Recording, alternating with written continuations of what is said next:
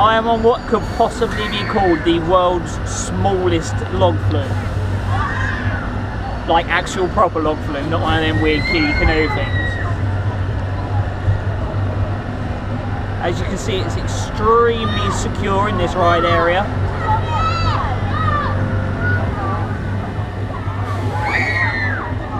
And the water is a suspicious colour.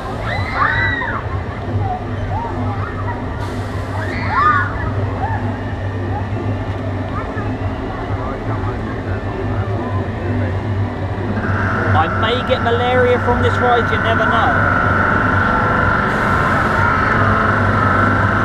Oh god, this is a disturbingly steep lift hill. Oh god, I dropped my bag. It's all going wrong. Oh, I'm getting water on my bum. I'm getting water on my bum. Oh god.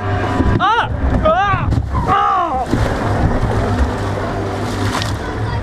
Great.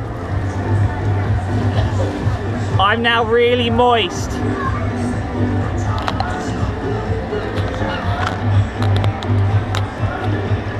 Oh.